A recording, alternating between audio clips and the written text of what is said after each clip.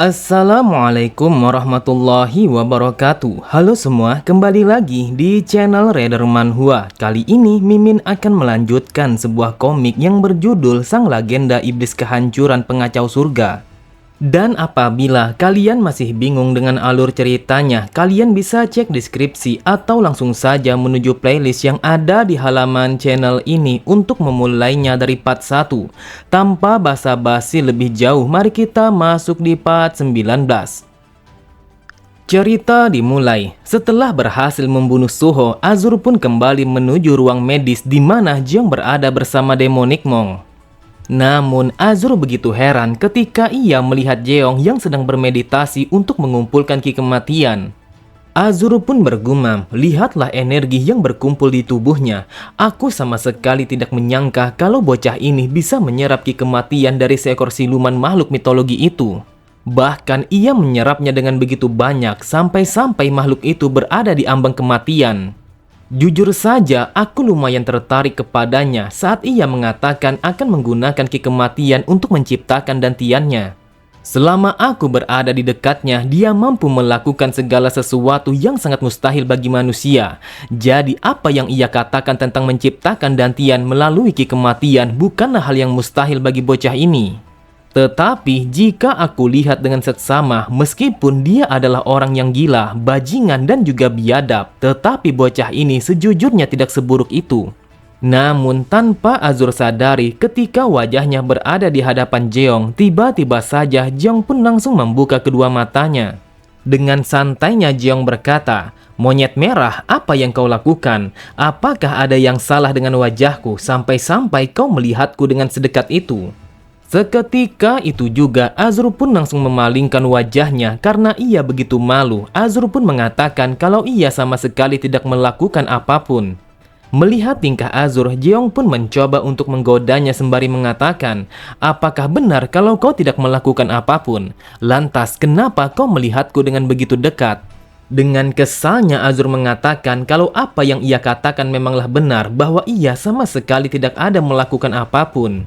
Melihat Jeong yang tertawa terbahak-bahak, Azur pun kembali berkata, "Dasar brengsek, berhentilah mengatakan omong kosong dan fokuslah pada sirkulasi ki kematian itu."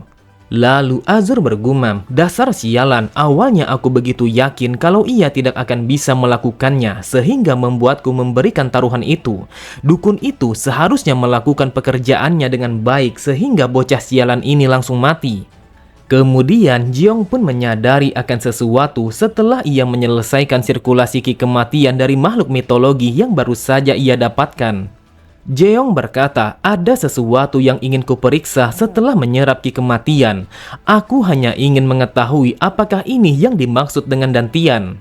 Azur pun berkata, "Tidak ada satu orang pun yang bisa menciptakan dantiannya hanya dalam waktu 1 hari. Tetapi jika kau terus berusaha, mungkin kau akan mampu mendapatkannya." Akan tetapi Azur langsung terdiam, matanya terbelalak ketika ia melihat Jeong yang memancarkan aura kemerahan. Di saat itu Jeong bertanya kepada Azur apakah itu yang dinamakan sebagai dantian, sebuah energi dingin yang terkumpul di bawah pusarnya. Azur kembali terdiam karena sesuatu yang sangat mustahil dapat dilakukan oleh bocah itu. Bahkan Azur sama sekali tidak menduga bahwa dantian yang ada di pusar Jeong sangat berbeda dari dantian yang biasanya. Kemudian Azur mengatakan kepada Jeong kalau ia ingin memeriksa dantian itu dengan menggunakan tangannya sendiri. Mendengar itu Jeong begitu heran, ia bertanya bagaimana caranya Azur bisa memeriksanya. Sambil menunjuk kepada pusar Jeong, Azur kembali berkata, "Yang kulakukan hanyalah meletakkan tanganku di atas pusarmu, lalu memasukkan tanganku ke dalam dantianmu. Namun hal ini pastinya akan terasa sakit." Akan tetapi tangannya sama sekali tidak mampu untuk menembus tubuh Jeong. Melihat itu, Azur sangatlah heran, entah kenapa ia tidak mampu untuk menembus tubuh Jeong. Bahkan Azur mencoba hingga berkali-kali sampai-sampai tangannya merasa pegal. Karena Jeong sama sekali tidak mengerti akan hal itu, ia pun bertanya kepada Azur apa yang telah ia lakukan. Azur pun mengatakan kalau tangannya tidak mampu menembus tubuhnya, apalagi memeriksa dantian itu. Lalu Azur meminta kepada Demonic Monk agar mencoba merasuki tubuh Jeong karena ia begitu penasaran entah kenapa ia tidak bisa merasuki tubuh Jeong. Terlihat Demonic Monk dan juga Azur berkali-kali menarik dan memukul wajah Jeong, namun tetap saja mereka berdua tidak mampu untuk merasukinya. Azur bergumam, apa yang telah terjadi kepadaku? Apakah mungkin karena aku telah menjadi familiarnya sehingga aku tidak dapat untuk merasuki tubuh tuanku? Kemudian Azur pun melemparkan pandangannya kepada Goh-chan yang masih tertidur di dalam ruangan itu. Karena Azur begitu penasaran, ia pun menancapkan telunjuknya kepada dantian Goh-chan sehingga membuat Goh-chan berteriak kesakitan bagaikan orang yang gila. Melihat Goh-chan yang kembali tidak sadarkan diri, Azur pun berkata, "Dasar manusia lemah, hanya dengan satu telunjuk saja kau bahkan merasakan hampir mati." Azur berkata, "Melihat situasi ini, sepertinya masalahnya bukan berada di pihak kami." Jeong pun bertanya, apakah ada metode lain agar bisa memeriksa dantiannya itu? Ketika Azur ingin mengatakan bahwa ada sebuah metode yang lainnya agar bisa memeriksa dantian itu, tiba-tiba saja mereka mendengar sebuah ketukan pintu. Jeong pun begitu heran, entah kenapa di tengah malam yang seperti ini ada seseorang yang mencoba untuk menemuinya. Namun di balik pintu ruang perawatan Jeong terdengar seseorang yang berkata, "Wahai tuan muda, apakah kau masih bangun? Aku adalah Sang Wongbek dan aku ingin bertemu dengan Anda." Mendengar itu, Jeong berpikir, Master Aula Luar, entah kenapa dia datang di tengah malam seperti ini. Apakah ada sesuatu yang ia inginkan kepadaku? Dikisahkan Wongbek adalah seorang master dari Aula Luar dan dia adalah salah satu bawahan setia dari keluarga ini yang sudah melayani dari generasi terdahulu. Diketahui bahwa kepercayaan dan juga pendiriannya sangatlah kuat, bahkan para pemimpin sangat percaya kepadanya. Jadi kebanyakan dari mereka mengatakan bahwa seorang putra yang telah ia dukung hampir pasti akan menjadi sang pemimpin selanjutnya. Oleh karena itu, bahkan nyonya pertama sama sekali tidak berkutik di hadapannya. Untuk saat ini, dia adalah orang yang paling berpengaruh di dalam keluarga ini. Setelah menyuruhnya masuk, Jeong pun bertanya ada urusan apa Wongbek datang menemuinya.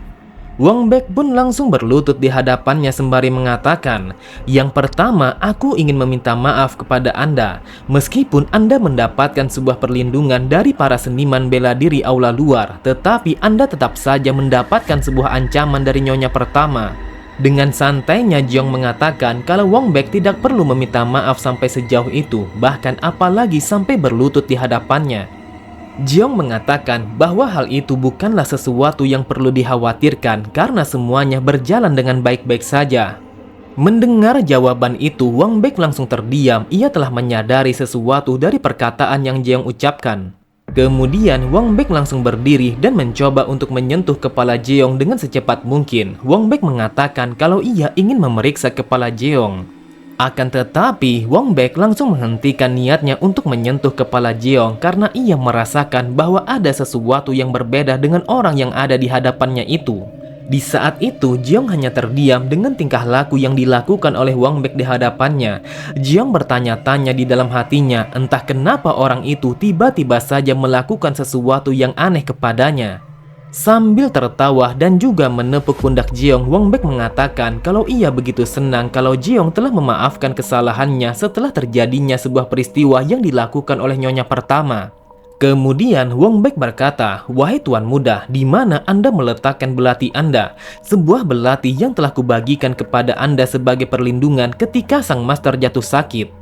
Aku telah membagikan belati itu kepada semua tuan muda. Jadi apakah Anda telah menghilangkannya karena aku tidak dapat melihat belati itu di sekitar Anda?" Jeong pun hanya tertawa, lalu ia mengatakan kalau belati itu telah ia simpan pada sebuah laci. Setelah mengatakan itu, mereka berdua langsung tertawa terbahak-bahak. Namun dari tawa mereka tersimpan sesuatu yang sangat janggal yang seolah-olah kalau tawa mereka adalah kepalsuan. Lalu Jeong menatap kepada Wongbek dengan tatapan mata yang begitu dingin. Ia berkata, "Tetapi setelah aku pikir lagi, aku tidak pernah ingat kalau aku menerima sesuatu yang seperti itu." Menanggapi perkataan Jeong, Wongbek mengatakan kalau dia sebenarnya tidak pernah memberikan belati itu kepada Jeong. Setelah mengatakan itu, Wongbek pun langsung melancarkan sebuah serangan pukulan kepada Jeong yang masih duduk di hadapannya. Namun dengan sigapnya, Jeong pun langsung melompat ke arah belakang untuk menghindari serangan dadakan itu. Karena Wang Bek adalah seniman bela diri yang berada di level puncak, ia pun dengan mudahnya membaca pergerakan Jeong. Di saat itu, Wang Bek menekan titik meridian Jeong dengan begitu kuat yang bertujuan untuk mengunci pergerakannya. Ia berkata, "Kau telah membuat dua kesalahan. Yang pertama, Tuan Muda Ketiga selalu saja bertingkah arogan ketika orang lain telah merendah di hadapannya. Lalu yang kedua adalah setelah ia dihajar habis-habisan oleh Tuan Muda Keempat, Tuan Muda Ketiga selalu saja merasa terkejut ketika ada seseorang yang bersiap seperti ingin memukulnya. Namun apa yang kau lakukan sangat bertolak belakang dengan kebiasaan yang dilakukan oleh Tuan Muda Ketiga. Kau bahkan bersikap santai ketika aku meminta maaf, dan juga kau sama sekali tidak terkejut ketika aku ingin menyentuh kepalamu. Dengarkan aku baik-baik, aku telah menusuk semua titik meridianmu dan kau sama sekali tidak akan bisa menggerakkan tubuhmu. Jadi mengakulah sekarang juga di mana Tuan Muda Ketiga yang asli. Jika kau tidak mau menjawabnya, maka percayalah aku akan membunuhmu sekarang juga." Bukannya merasa tertekan karena rahasianya telah diketahui oleh orang itu, akan tetapi Jeong hanya tersenyum menanggapi ocehan Wang Bek. Lalu Jeong memutar tubuhnya ke arah belakang untuk memberikan keseimbangan pada tubuhnya agar ia tidak terjatuh. Sontak Wang Bek sangatlah terkejut karena Jeong telah mampu menggerakkan tubuhnya meskipun titik meridiannya telah terkunci. Terdengar Jeong hanya tertawa terbahak-bahak melihat reaksi Wang Bek yang sama sekali tidak percaya akan hal itu. Lalu di saat yang bersamaan Jeong berteriak dengan sangat keras untuk memanggil Azur. Seketika itu juga sebuah tangan telah menusuk ke dalam tubuh Wang Bek sehingga Wang Bek merasakan rasa sakit yang sangat luar biasa di dalam tubuhnya itu. Seketika itu juga sebuah tangan telah menusuk ke dalam tubuh Wang Bek sehingga ia pun merasakan rasa sakit yang sangat luar biasa di dalam tubuhnya. Di saat itu ia merasakan bahwa ada sesuatu yang telah mencengkram jantungnya dengan begitu kuat yang mana membuatnya menjadi semakin panik. Tepat di belakangnya Azur berkata, "Berani sekali kau mencoba untuk melukai bocah itu. Asal kau tahu aku bisa membunuhmu kapan saja aku mau." Terlihat Wang Bek begitu heran ketika mendengar Jeong yang memberikan sebuah pujian kepada Azur. Wang Bek bergumam, ia bertanya-tanya kalau Jeong telah berbicara dengan siapa. Azur berkata, "Sekarang aku mulai memahami bahwa ki kematian dan juga ki biasa sangatlah berlawanan. Jadi inner ki yang ia gunakan untuk menutup meridianmu sama sekali tidak berguna karena ki kematian telah menolaknya. Wahai manusia, kau telah berhasil menciptakan sebuah dantian yang terbuat dari ki kematian." Dengan wajah yang begitu takjub, Azur kembali berkata, "Kau memiliki tubuh yang kebal terhadap kuncian meridian tanpa membutuhkan energi yang banyak, dan itu sangatlah menarik. Wahai manusia, kau memang berhasil menciptakan dantian itu, tetapi identitasmu telah ketahuan. Jadi apa yang akan kau lakukan karena kau sudah tidak akan bisa lagi untuk tinggal di tempat ini?" Jeong pun berkata, "Aku pun juga tidak menyangka akan terjadi hal yang seperti ini. Bahkan aku juga tidak akan bisa membunuhnya karena dia adalah seorang master aula luar." Lalu setelah Jeong memikirkannya, akhirnya ia pun memiliki sebuah rencana bagaimana caranya agar rahasianya tidak terbongkar. Di saat itu Jeong meminta kepada Demonic Monk untuk merasuki tubuh Wang Bek. Tepat di belakangnya sambil tertawa Azur berkata, "Aku tidak menyangka kalau bocah sepertimu telah memiliki sebuah pikiran keji yang bahkan melebihi dari kejahatan seorang iblis."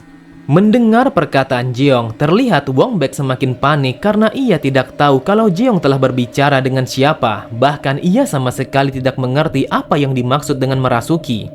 Seketika itu juga Wang Bek berteriak kesakitan setelah Demonic Monk yang merasukinya. Bahkan Wang Bek merasakan kalau tubuhnya seperti terikat oleh sesuatu yang kasat mata. Sambil menahan rasa sakitnya, Wang Bek bergumam, "Apa yang sedang terjadi kepadaku? Entah kenapa sekujur tubuhku telah menolak kehendakku." Orang yang berada di hadapanku begitu mirip dengan Tuan Muda Ketiga, namun ia begitu kebal dengan kuncian meridian yang aku lancarkan kepadanya. Di saat ini aku telah merasakan seperti ada sesuatu yang telah menggenggam jantungku, akan tetapi aku tidak bisa merasakan kehadirannya. Apakah aku telah salah mengambil langkah, atau apakah aku telah membuka sesuatu yang seharusnya tidak boleh aku cari? Kemudian dengan nada yang lirih Wang Bek bertanya, "Siapa kau sebenarnya sampai-sampai kau begitu mirip dengan Tuan Muda Ketiga? Yang aku tahu bahwa Tuan Muda Ketiga tidak seperti ini." Sambil tersenyum, Jeong pun berkata, "Bukankah sudah aku katakan kalau aku tuan muda ketiga yang bernama Mok Yongwon? Jadi kau tidak perlu bertanya lagi siapa aku sebenarnya." Oke semua, cukup sampai di sini dulu pembahasan alur cerita kita. Sampai jumpa di video selanjutnya. Wassalamualaikum warahmatullahi wabarakatuh.